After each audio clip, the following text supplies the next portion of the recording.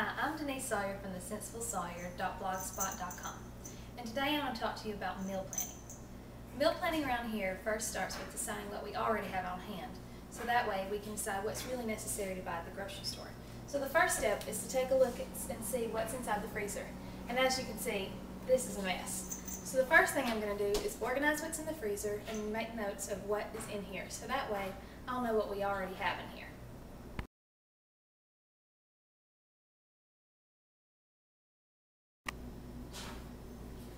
Okay, so I just finished making my list, and so I've written everything down that I found while I was inventorying the freezer, and also now my freezer is much cleaner and easier to find things in here.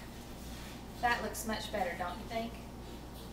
So the next step around here is to go and inventory what's in the outdoor freezer.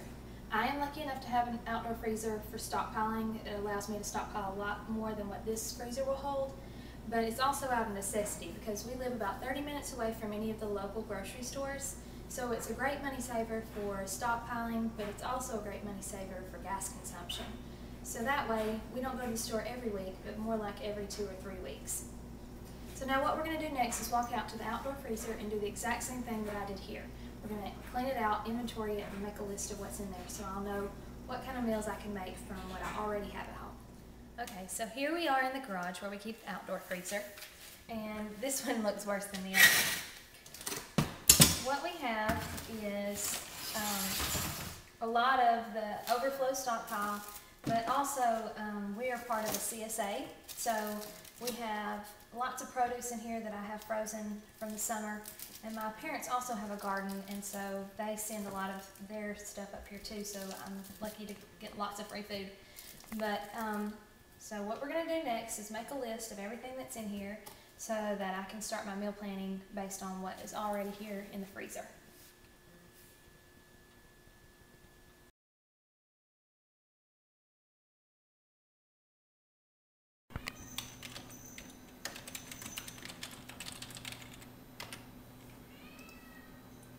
Okay, so I just finished typing my list after doing all the inventory of both of the freezers, and it's 2 pages long. Here's the first page, and what we have is what was in the indoor freezer and then what was in my outdoor deep freeze.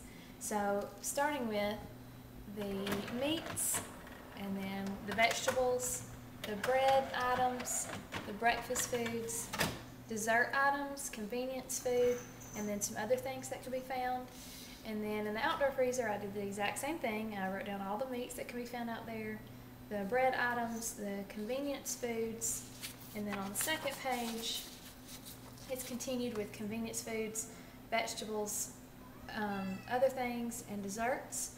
And if you can see, I've also indicated the number of items that could be found out there. So now what I'm going to do is take my list and go get some other things together and start my actual meal planning.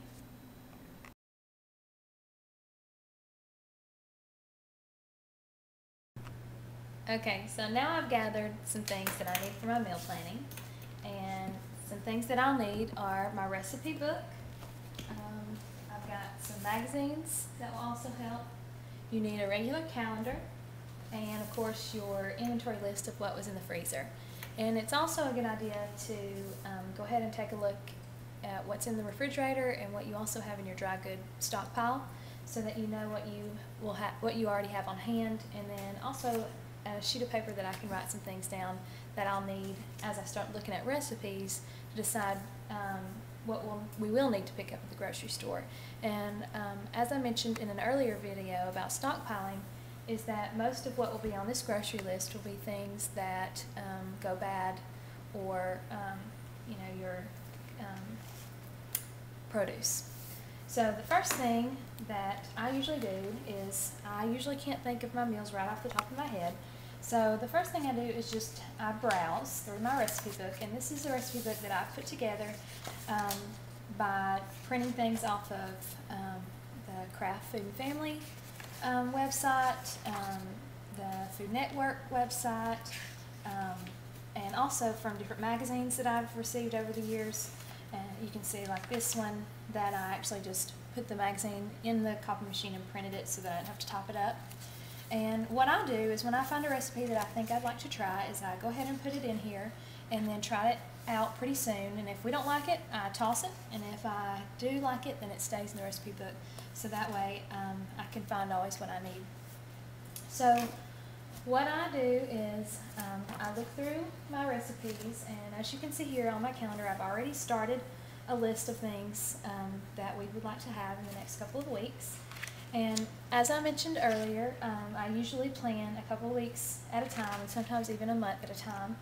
And I take into consideration things like the weekends we know we'll be busy, and we'll need to make some things that can be made rather quickly, which is when convenience foods, Hamburger Helper, that type of thing really comes in handy.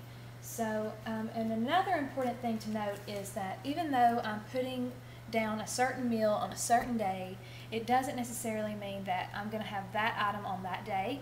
It can be flexible. So in other words, on Monday, I have a dish called chicken paprika with frozen broccoli, and we'll probably have rice with that dish. That dish does take a little bit of time, but something like Alfredo pizza would take a short amount of time. So if something happened and I got home late on Monday, then I might flip-flop these things around.